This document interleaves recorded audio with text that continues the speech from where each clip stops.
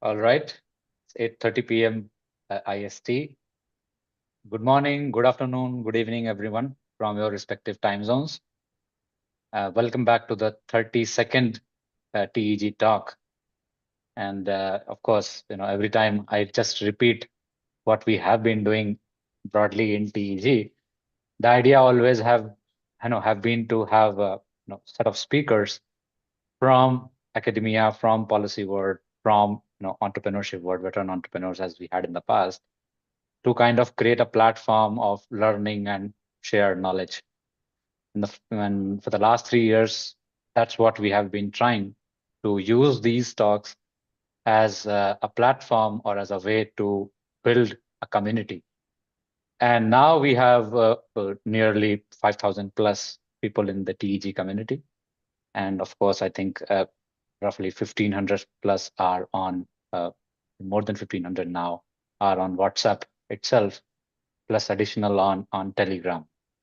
And as I told you last time, we have been planning for the last 2 years, we were planning to have an in-person meetup as well. And as I told you last two times, already the in-person meetup is planned in Hyderabad. The first TG in-person meetup is planned in Hyderabad on November 28th now. Of course, largely focusing on deep tech entrepreneurship, but AI is a transversal layer uh, with sub-themes in health tech, med tech, space tech, defense. So that's largely the focus of this year's in-person TEG meetup in Hyderabad. And yeah, I mean, we always try to bring in people from academia, policy world, entrepreneurs, uh, business leaders. This time, luckily, we have a speaker where it will be very, very tough to, decide where we would like to put him in. So because his journey spans kind of academia, his journey spans entrepreneurship world. Yeah, he's also very active across US, India, across institutions, not only in US, but also in India at IIT Bombay itself. So I'll formally introduce our speaker, who is Dr. Nishikant Sonwalkar. Of course, I would say known as Nish, possibly in the Americas or possibly in Europe. I mean, it's my pleasure to introduce him as the speaker for today's PG talk. So Nish is a scientist, inventor, educator, and serial deep tech entrepreneur whose work has crossed the boundaries of energy, material science, photonics, adaptive learning, AI, and educational technology. He is an alumnus of IIT Bombay and then later on earned a Doctor of Science from MIT, where his research combined molecular dynamics, Raman spectroscopy, material science, and computational modeling. So his journey at MIT is not just a research-based journey. So he didn't do just conventional scientific research. What he also did is he eventually established and directed MIT Hypermedia Lab and served as principal educational architect, working on technology-enabled and online education.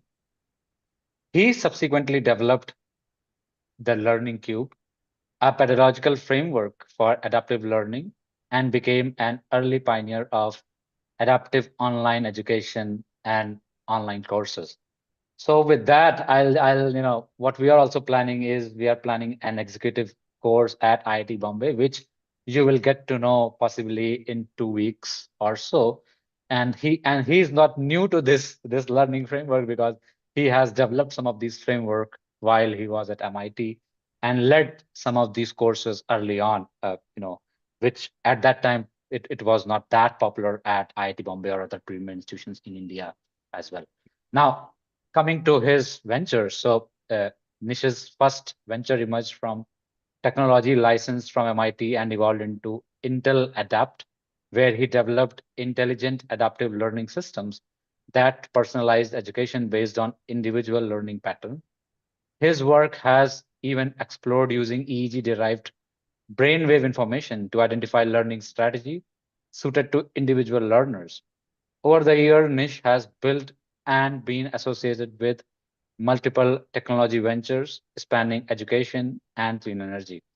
Of course, including Intel Adapt, power to peer, sun density, and adaptive wear. He also received US National Science Foundation NSF Small Business Innovation Research Support for translating inventions and patent into his entrepreneurial ventures. Furthermore, his current entrepreneurial work brings him back to one of his earliest passions, solar energy. Through Adaptive Waves, where he serves as founder, president, and CEO, he is working on advanced materials and photonic smart coating for solar glass, as well as technologies with potential terrestrial and space applications. His research includes applying deep learning and Bayesian optimization to the design of optical coatings for photovoltaic application. Of course, as I just mentioned, he is a visiting professor at IIT Bombay.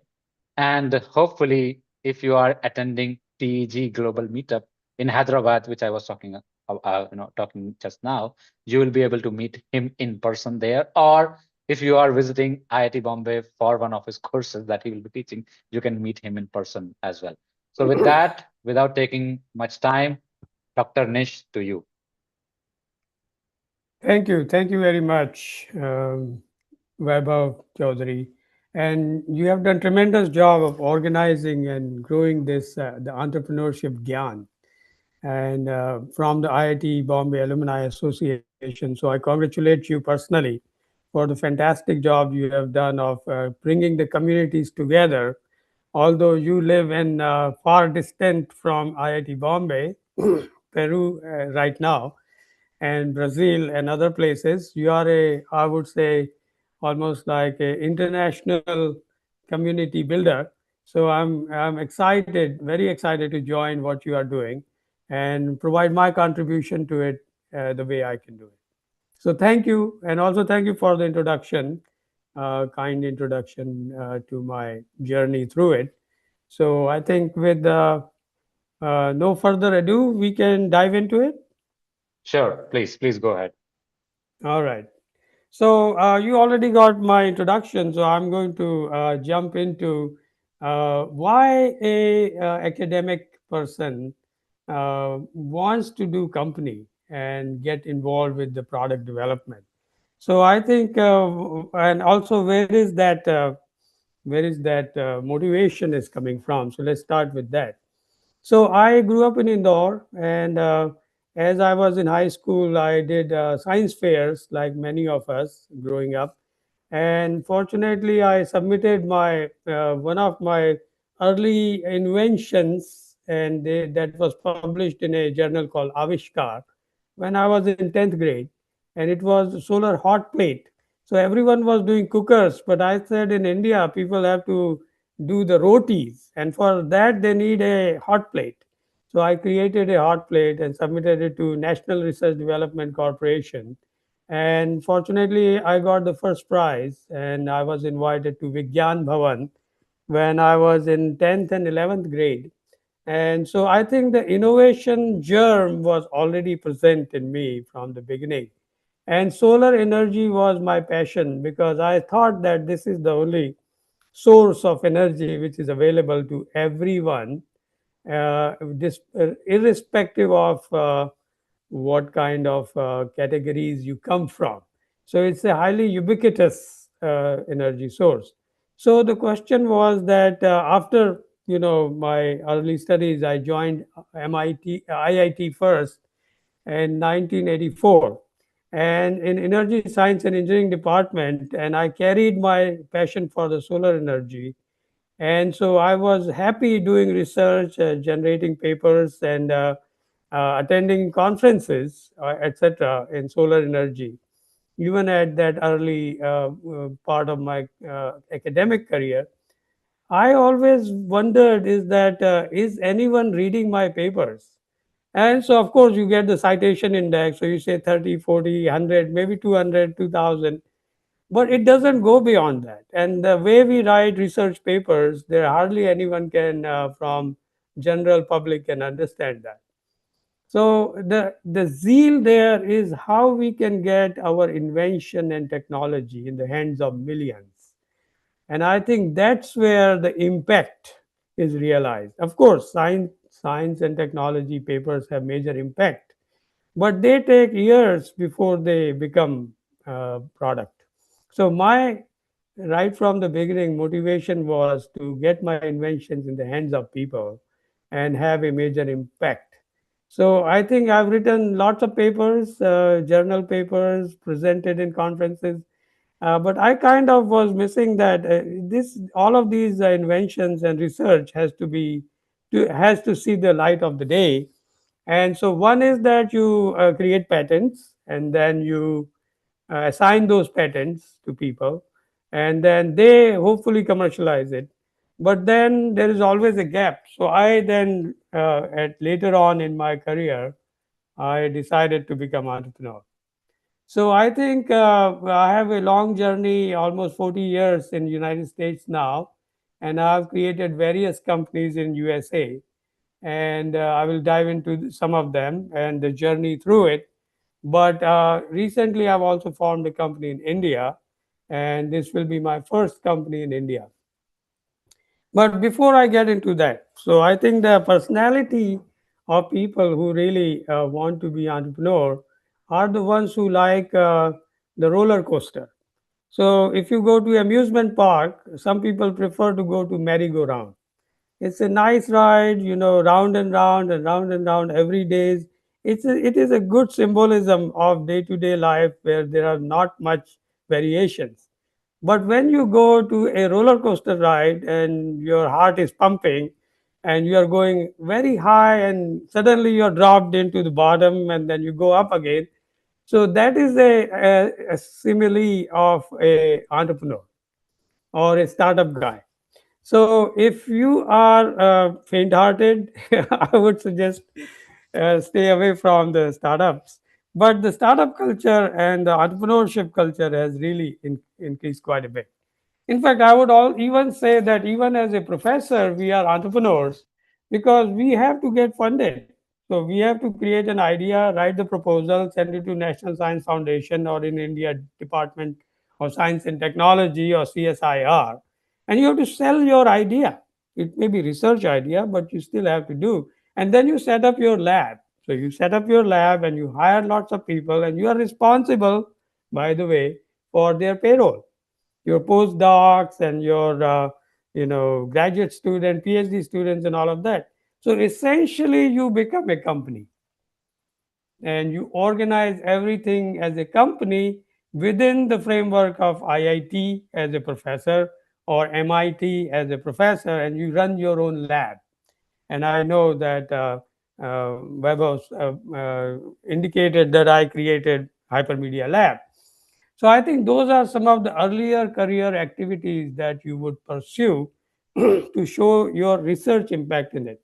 But ultimately, what I realized that within the framework of academia, when I set up my lab and hired about 20 or so graduate students and about 5 or 6 postdocs at MIT, I was running a company, and I was responsible for all the funding for all the students and all the postdocs. And again, I had to make sure that I have sufficient number of grant to support them. And so grant writing was a major issue where you are essentially selling your idea. So I realized that, hey, but you do all that activity within the framework of IIT Bombay or MIT in Massachusetts, Boston. And some of these, and universities own all your research. And essentially, they have very strict rule on intellectual property. So that's when I realized that if we have to get our product in the hands of people, millions of people, you have to take a plunge and become entrepreneur. But some people, as I said, whether you want to go on a merry-go-round of daily activities and be very comfortable in it, or you want to go into a slightly and even more uncomfortable space of a roller coaster ride, that's you have to decide. So not everyone has the temperament, but because I was innovator from the beginning, I decided to jump and take the plunge into entrepreneurship. Initially part time, while I was still faculty at MIT. But then slowly it became very obvious to me that I cannot do both together. So I left my merry-go-round and jumped into a roller coaster ride. So I created first company in 2000. It's adaptive learning company and called IDL Systems that came out of my research at MIT on online education. So I was happily doing my research in molecular dynamics and laser Raman spectroscopy, where we were trying to look at nano materials and nano interfaces. But then I immediately realized that I was using computers quite a bit in doing supercomputing, connecting them with the classroom, and teaching my course in molecular dynamics at MIT with Professor Sidney Yip and other faculty. So the dean of engineering at MIT came to me and said, "Seems like you are very good in using computer in classroom. Why don't you teach other faculty how to do it?" Because the future of education at MIT is also technology enabled education. So although I had good National Science Foundation research funding in surface science, I was by I would say accident pulled into the into online education. But when I do anything, I do very scientific approach. So I took 1 year off and learned all the learning theories and also cognitive psychology theories and all of that, and talked to people like David Merrill and Howard Gardner at Harvard and all of that, and created a framework called Learning Cube Framework. So I will quickly show. This is at the right bottom. This is the Learning Cube framework, where we essentially did media models and interactivity. And that work is still going on as a company called Intel Adapt, and I'll talk to you about that. So after that first foray of entrepreneurship, where I was still partially part-time employed at MIT, I raised $5 million and launched the company, and rest we will talk about it. So later on, that company got acquired by another bigger company in 2008, and then I started another company in 2014, which was Brainwave Adaptive Learning, where I said if we have to learn about learning, we have to peek into the brain of human being. So we created electroencephalogram, and then we look at the neuronal activities by alpha, beta, and gamma brain waves, and then analyze that in real time to understand what is your learning strategy. So that was the second foray into it. And then as you know, molecular dynamics, I continued to do it, and I developed certain things at MIT, which was called molecular tribology, which we will talk about. But in 2016, I did photonic smart coating for solar panels. And more recently, we are now working on radiation hard photonic smart coating. So we'll talk about it. Let's talk with IIT Bombay. IIT Bombay, when I joined Energy Science and Engineering department, it was part of mechanical engineering. And that time, department chair was Professor Suhas P. Sukhatme. And many of you know his name. He was world-renowned, heat transfer guru of his time. He wrote a book on heat transfer. Also, he wrote a book on solar thermal. And so I joined this group, and I came to know about a lot about not only solar thermal, but also came to know about the solar photovoltaic solar cells, and with Professor Jayant Nayak and also Professor Maheshwar Sharan. And so I think it was a great influencers in my life. And so when I built the first product or a product using building integrated solar panel, that time it was not very fashionable to change the building and make it active system.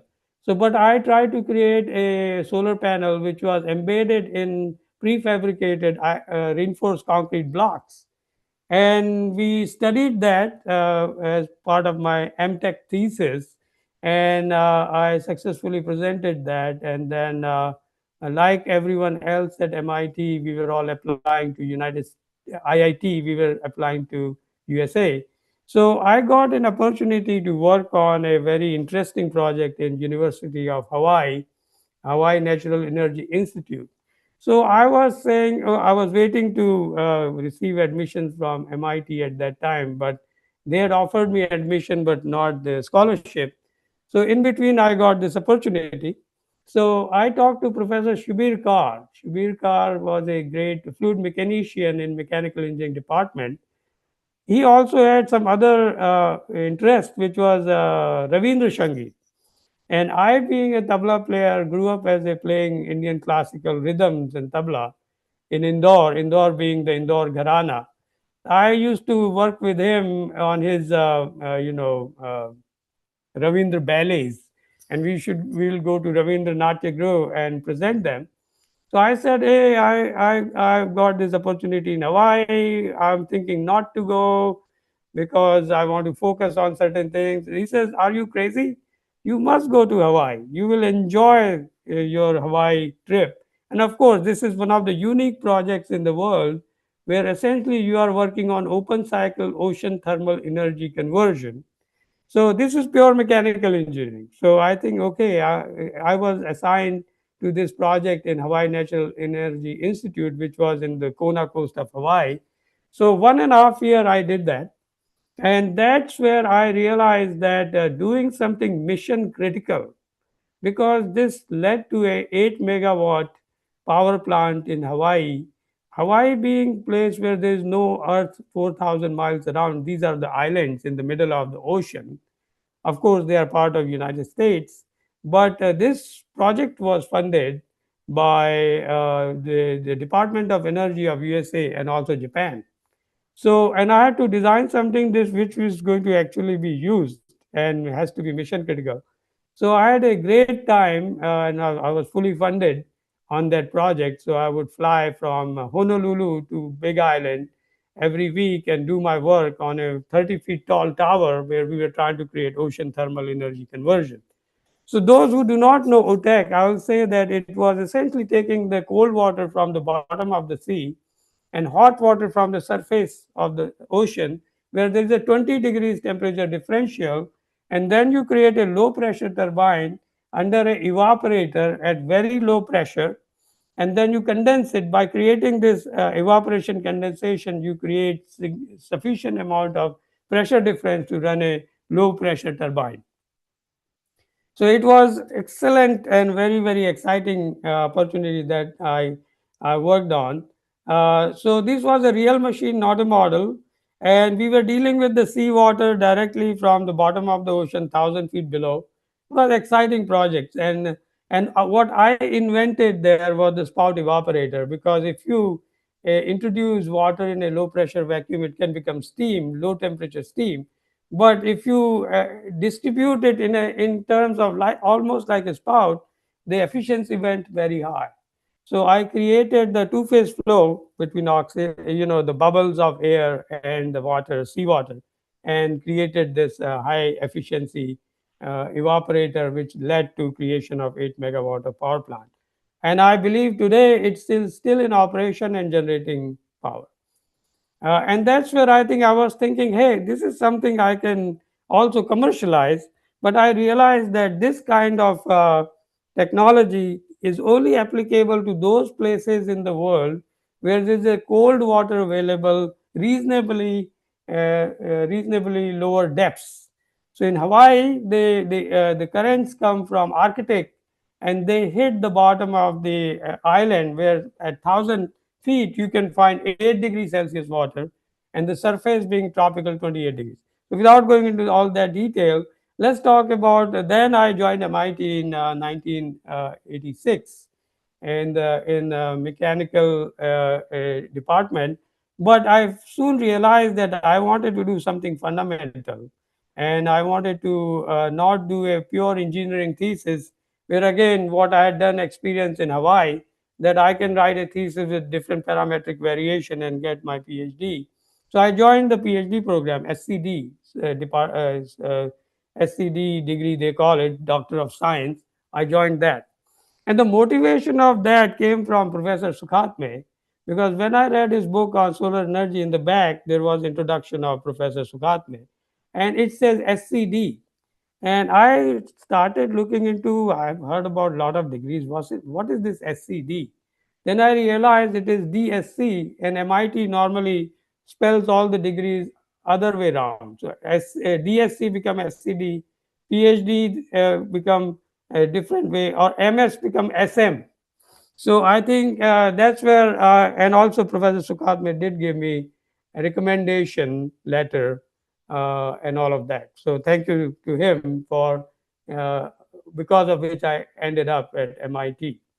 And at MIT, I joined initially mechanical engineering department with professor like Ali Argon and McClintock and all of those famous guys. And also there was Professor Rojanov, who was the teacher of Professor Sukhatme. I also met him and I told him that I'm your grand student. So he said, how so? So I talked about Professor Suhas Sukhatme and he said, yes, I remember Suhas. So I think that was a great tradition of starting heat transfer group. So at MIT, but I changed the department to nuclear engineering while keeping my home department as that.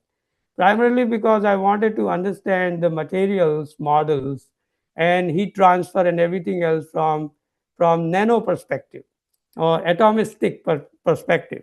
So Professor Sidney Yip was kind enough to take me as his student, and there I essentially remained with the four different departments and created a new program in interface mechanics, and that's where we did molecular dynamics and Raman spectroscopy. So if you see this figure at the again in the right middle, this is the molecular dynamic simulation of hydrocarbons on a copper surface. And so that was used in micro electromechanical devices. And that's where we went into some of the ideas of quantum mechanics, which has become my passion in the optics area, which I will talk a little bit later. But so that's created a tribological framework, which is what we call the science of friction, and where we could look at from the molecular perspective and at atomic level what happens between the two layers, which is what you are seeing here, what how the friction happens there. All of that was studied, and there are a lot of old theories were discarded, and the new theory that I proposed with my colleagues at MIT were accepted, and they were used in micro electromechanical devices, which are micron sized machines. And so that's what happened. And then I also did laser Raman spectroscopy, which I was trained fortunately in Hawaii. And in my free time, work with Professor Shiv Kumar Sharma, who is a world-renowned spectroscopist. And so I use my free time to learn something new skill, which became useful at MIT. And so I think we did laser Raman spectroscopy of interfaces, so we could connect the vibrational states of material, which are quantum mechanical, with the real vibrational spectra of the interface that I took with micro Raman. So again, so innovation germ is always there to figure out how you do very high quality research that also leads to certain products. So this is what I did as an academic. Got lots of funding from various group, Energy Power Research Institute, and National Science Foundation, and Department of Energy. So all of that led to almost creation of a lab of my own, my lab, which I already explained. That was the molecular tribology lab. But then I was pulled over by, as I said earlier, with the dean of engineering then, and then I started hypermedia teaching facility and dabbled into the online education, and that's where I created this learning cube model. And then before the edX, you may know open courseware at MIT, I was involved with most of those projects early on, and I taught most of the senior MIT professionals, professors who were tenured, how to teach with the computer in the classroom. And that was interesting because most of the young faculty would not even be interested in it because they were running to get their tenure. And so they were not interested in education and teaching because they had to produce the papers in order to get the tenure. So this is what I found, that at that time also MIT had several suicides and all of that kind of stuff. So we reformulated. I was part of that group where we reformulated the undergraduate education, and we did many reforms. And I designed the adaptive waves learning cube framework to present content in 5 different learning strategy and also providing big data analytics in the back end to look at the trajectory of the student, and then provide them content that works best for them. And so that even at MIT, the failure rate in physics was 18%. We brought it down to first 4% and then to 0%. So with that, I was motivated to create my first company, Intel Adapt. And with that, we started creating hypermedia lab where we did lots of pedagogical experiment. And I became quite well known in the online education community, gave a lot of keynote addresses, etc. And also gave my feedback to Pentagon in USA for their institutional learning for all the military personnel in Joint Chiefs. So in that journey, I was also influenced by some of the MIT professors who have successfully done companies. You may also know about Bose speakers. That was started by Amar Bose. And so Amar Bose, I also took one of his classes on acoustics. And again, I always tell people that do not think that you need to stick to the area you are specializing in. Always try to learn something new. Like I learned Raman spectroscopy while I was in mechanical engineering department at Hawaii, and no one asked me to do it. I just jumped into it. I found a professor who was friendly enough to give me. So Amar Bose also taught me this whole thing is that you have to listen to your customers. So he literally used to go sit in front of the speaker shops and see what customer complaints were about this huge, humongously big speakers, which were very heavy, but he created with 2 inch by 2 inch speaker which will perform better than those big 2 feet by 4 feet speakers. That was his claim of fame, and rest is the history. You know that the Bose Corporation is still one of the most I would say innovative corporations with lots of patents that they create other than in the acoustics area as well. Second professor I listened to his lecture was Philip Sharp. He was Nobel Prize winning professor, very successful academic career, and he also created Biogen, which has become one of the earlier and the topmost bio informatics company. And then another professor who taught me nuclear engineering, he was professor of thermodynamics, Elias Gaftopoulos, who essentially started a company called Thermoelectron. And his model was very good. He called it a Shamrock model, where what he would do, he created the company with his idea, but any person in his team who comes up with new idea, he will allow them to create a new company under the umbrella of Thermoelectron. It created 30, 40, 50 companies, and that company has now become Thermo Fisher, which was bought by Fisher instrumentation and company. So anyway, so these were the faculty members at MIT, full professors were telling me that you can be academic and also you can be an entrepreneur. So do not just think within the framework of your own lab, but also think about how you can commercialize. And in that, I was also in touch with some of the stalwarts of Indian community through the Indus entrepreneur groups and other connectivity that I have through my musical activities. Was Deshpande. You already know Deshpande Center of Innovation at MIT, and also Deshpande, initiatives in various parts of India and also in Hubli. He's from Hubli. So they also helped me launch my first company, which was Ideal Systems. I received some funding. And then I was also connected with Prakash Bhalerao, who is a West Coast investor and a very good friend from Indore, my senior. But I think he provided a lot of feedback to me in my earlier entrepreneurial ventures. And recently, I also came in touch with Prabhakar Goyal, who was a stalwart in machine learning. But then later on, he created a significant number of companies and helped the economy worldwide.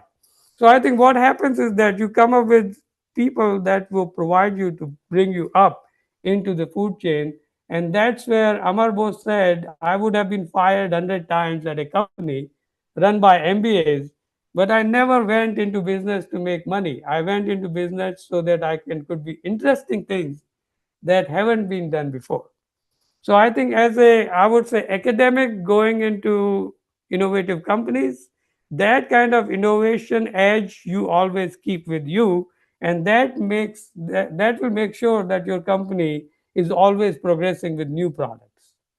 So I think I started then filing for patent, and so my first patent was granted in 2010. The same time I was doing the work, and what we realized that a scientist can become founder, and when you realize that you have very good technology which is used by only few universities, but you want to see it in the hands of millions of people. So that's when I jumped in as a founder and CEO of my first company.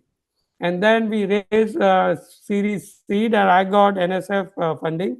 I'll tell you my model of repeated entrepreneurship, or what we call serial entrepreneurship.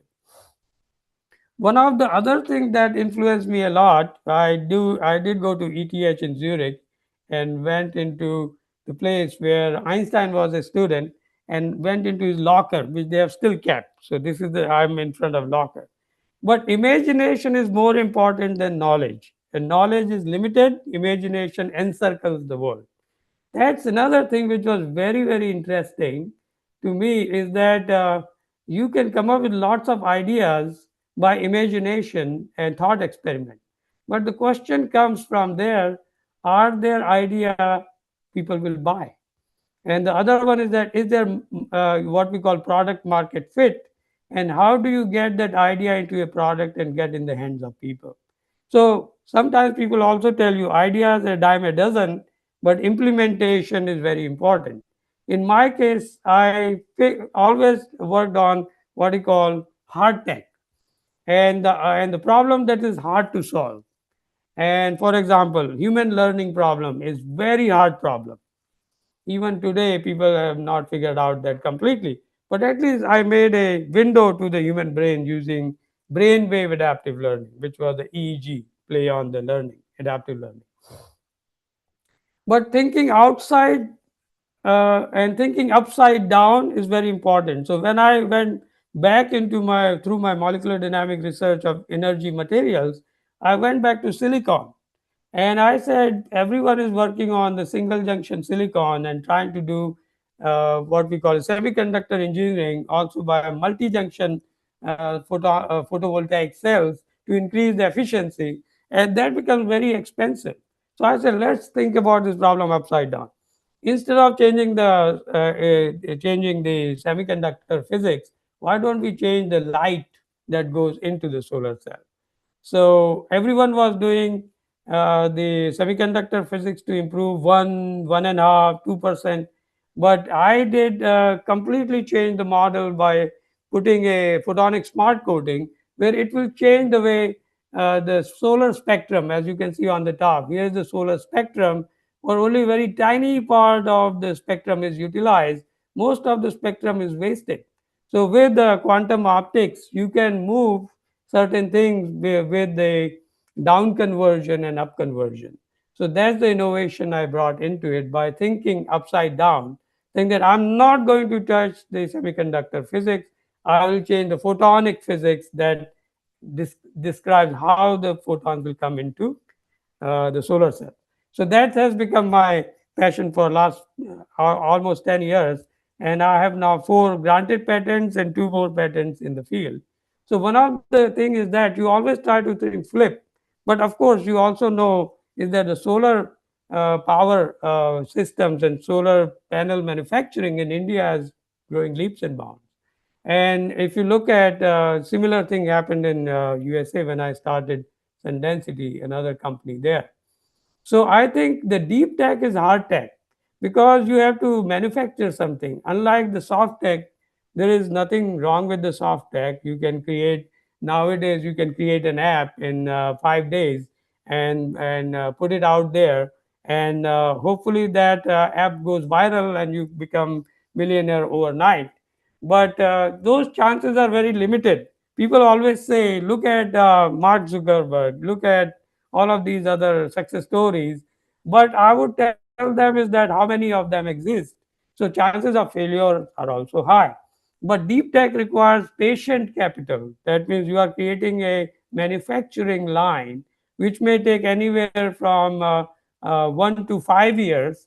But after 5 years, when you are successfully producing content, it will take another few years for you to go public or get acquired. So it will take almost like 7 years.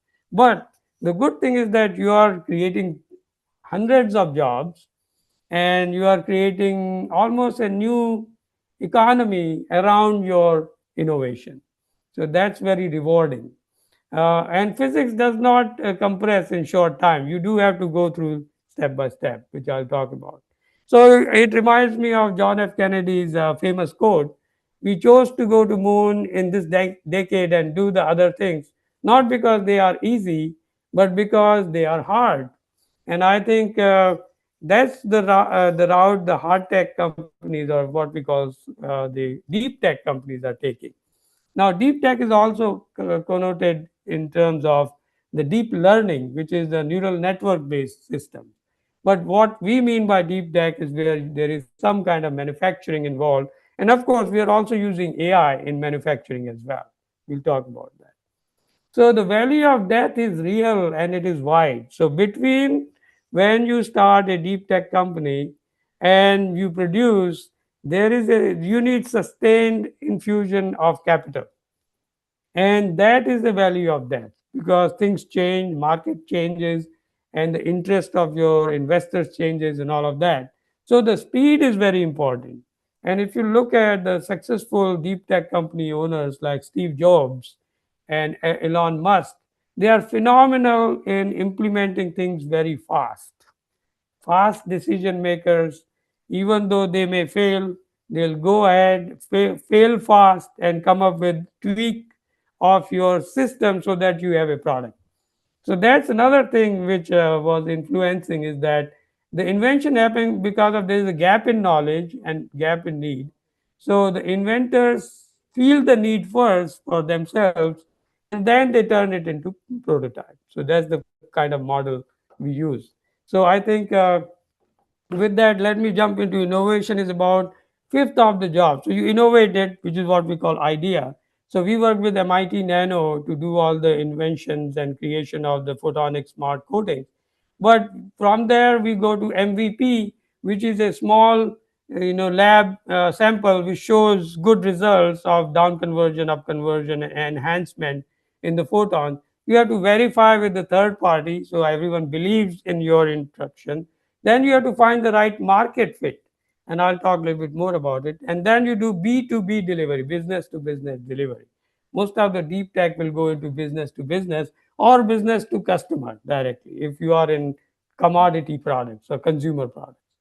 So this was my journey into the photonic smart coating. So we had this coating in the lab, which I created, and you can see in this the blue light is converted into red light, which was my initial, the invention, that you can down convert UV light into near infrared light. So you can see that. Yeah.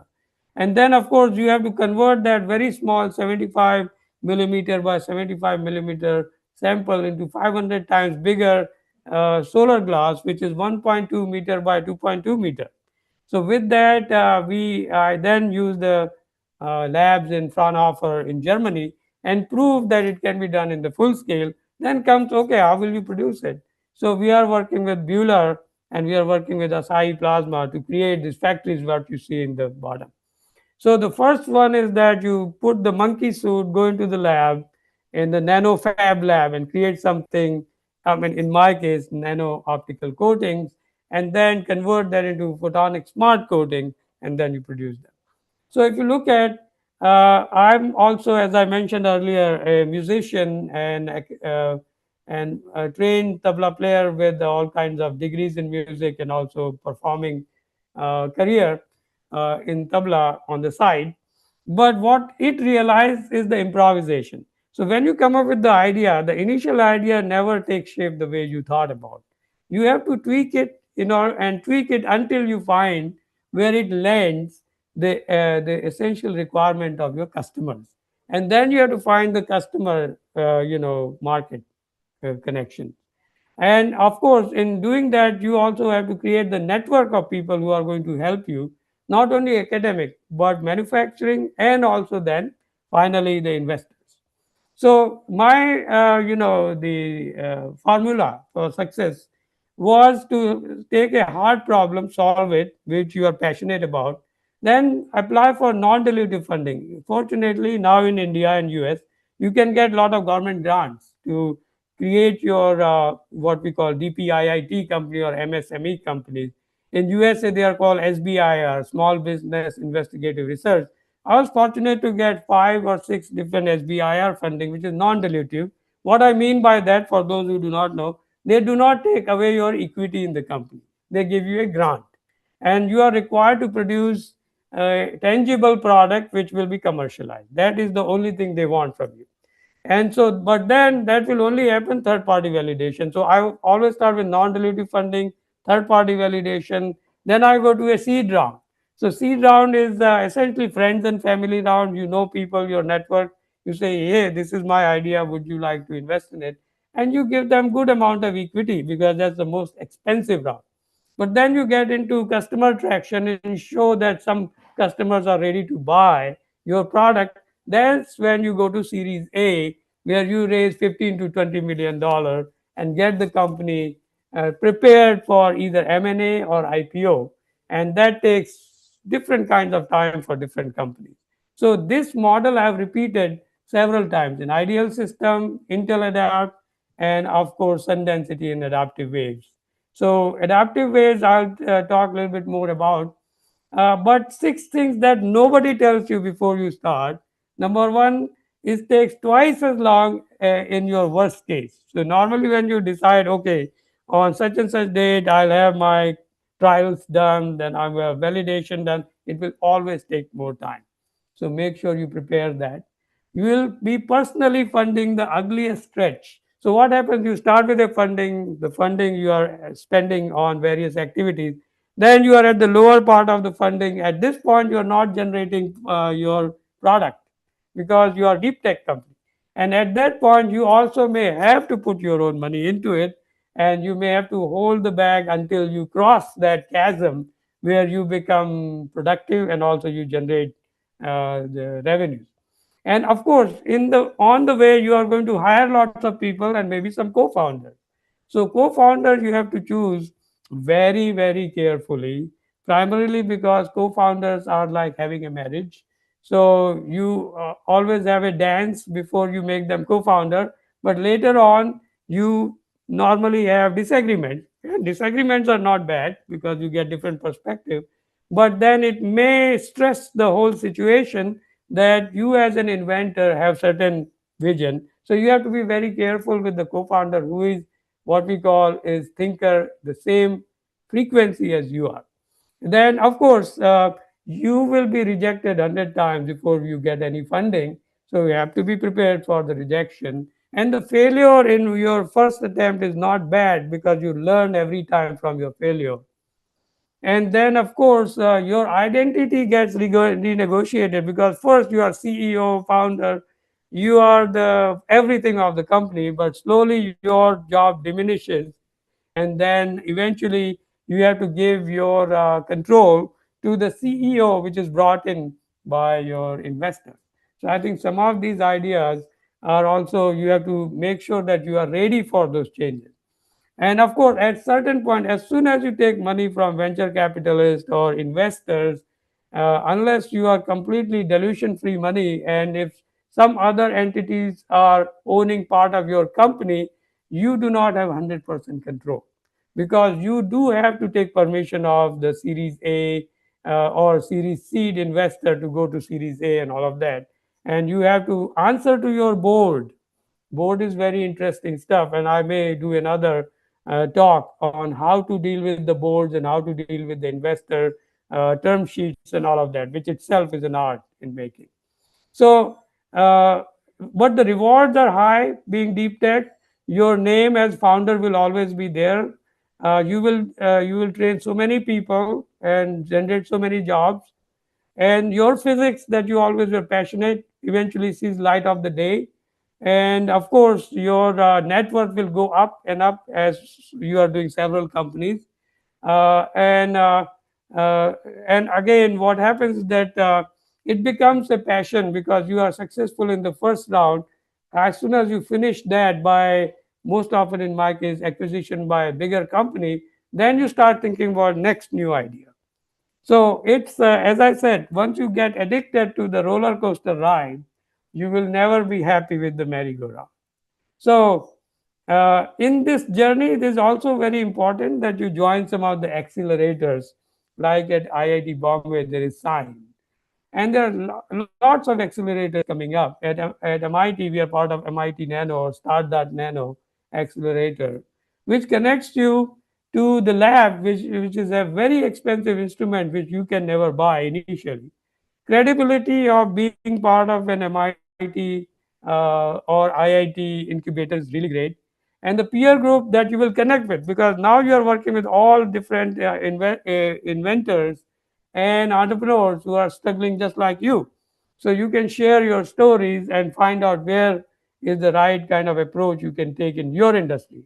And then, of course, that connects you to the buyers as well. So it's always good to be part of a bigger entrepreneurial framework. I'm back at Poway as a what we call a visiting professor, and so I'm teaching quantum optics and optical coatings. So we'll be offering this course coming months as well. I'll be in IIT again. So we will be doing short courses, 5-day courses, where you learn basics and how to apply that into your real life situation and your product lines. And I'm also doing a lot of research in AI in materials modeling using molecular dynamics and AI. I taught a course last year as a visiting faculty, 5-day course, which was later on also became online course. And now I also want to teach at IIT financing. How do you finance your deep tech venture? So, and that some of those activities we'll do with IIT BAA and with WebHub. So stay tuned. So in adaptive waves, we are creating a value of 10% more power, 50% less degradation. And my dream is that this coating should be on all satellites and the space vehicles, utilizing this whole idea where we have additionally done radiation hardening.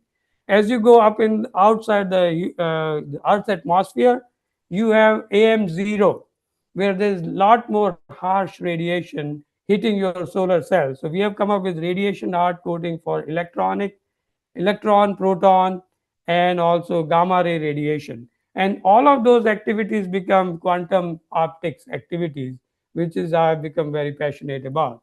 So in every orbit, as you go low Earth orbit, medium Earth orbit, and also you go to geostationary orbit, the different requirement of the radiation hardening is needed. So you can come up with a again photonic smart coating with radiation hardening that impacts different environments.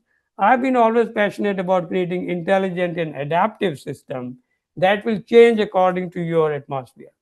So the ecosystem we sit in Boston is MIT Nano, Fraunhofer in Germany, Bueller in Germany as a manufacturing partner, and the engine, which is the investment arm, and HBS Foundry, which is also investment group.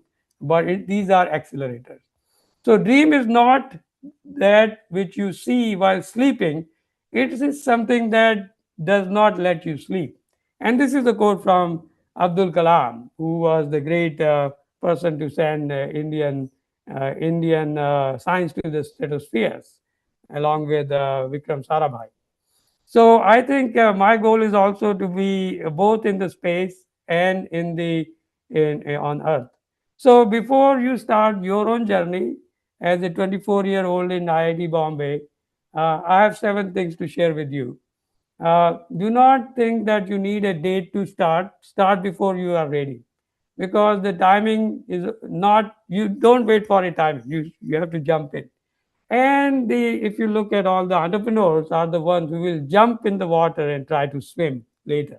If you're too afraid to water and if you sit on the side, you will never be entrepreneur. and write patents along with your papers, because you need to own the technology, and you can license it from IIT Bombay or MIT, wherever you are a student. And of course, be connected with your roots, like I am still connected with IIT Bombay, because the excitement and the juices of innovation come from where you started. And be active in the research. uh, and protect the things that make you, that means be, your integrity should be with you, and do not compromise that because you want to get funding and all of that. And choose a problem which is worth decades, not like, okay, you solve one problem and you have a small app and that later on no one uses it. And of course, you have to learn to sell and talk about your technology, which is most of the management schools do not teach you. They teach you marketing, but they do not tell you one on one selling. Some of them are starting to do that now. And of course, build the network. So, rule zero, nobody is going to arrive and give you a permission. So, don't wait for someone to tell you, oh, you should start a company. You have to have it within you. And as I said, my analogy, or if you are happy with the merry-go-round of day to day life, having a secure job, big company, MNC, and all of that, and you're happy, be there. But if you want to get the taste of the roller coaster ride and adrenaline rush running through you, then you are ready for an entrepreneurship.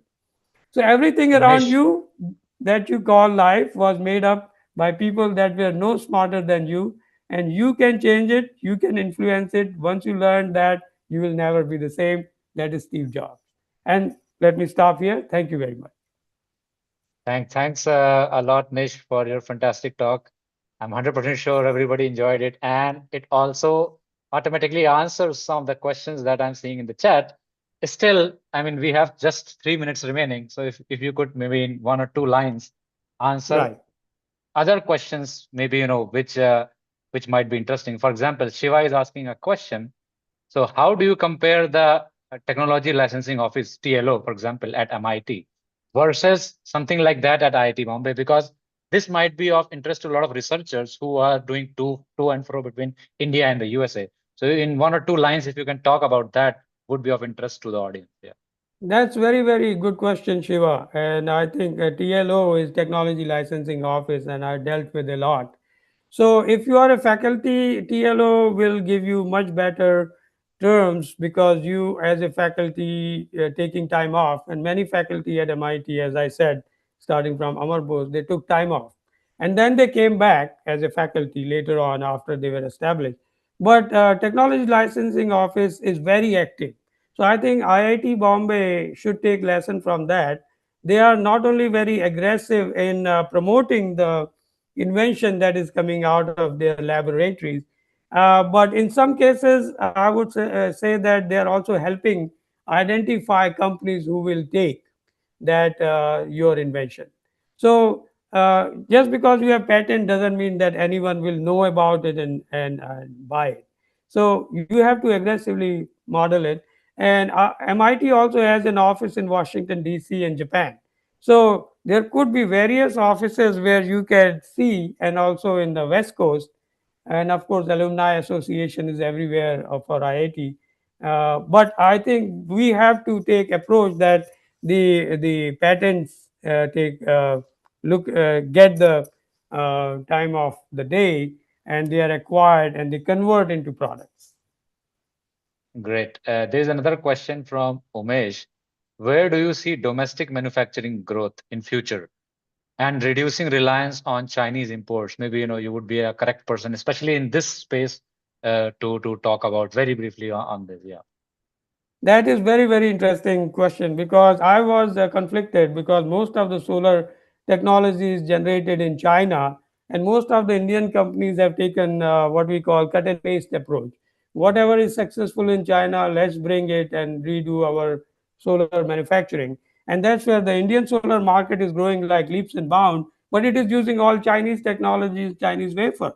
So I was very frustrated with that. So that's why I've only worked with the German manufacturing companies, and I'm bringing the German manufacturing in India very soon in Gujarat, and we are going to create our first plant in Gujarat very soon. because we have finished our seed round. So I think we have to generate our own indigenous technology. You can take a leaf from the manufacturing world like Germans and Japanese, but I am creating the new technology based on my own design, which is produced by Germans, which have lot of honoring of the IP rights, unlike other countries.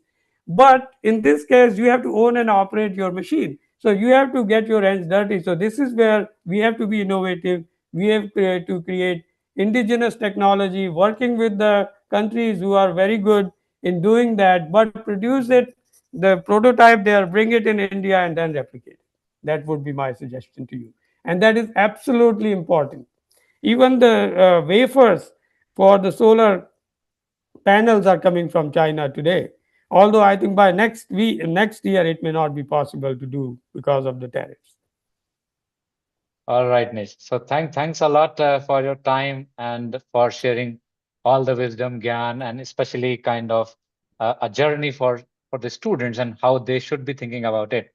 And a lot of them possibly are in research, active in research, and would not leave research to go to the entrepreneurship space or to the leadership space rather than try to make a bridge like you did in your career. So with that, I think we are just 1 minute kind of behind the schedule. So with that, thanks a lot again. Thanks a lot for your time and looking forward to meeting you soon in Hyderabad. Yeah. Bye-bye.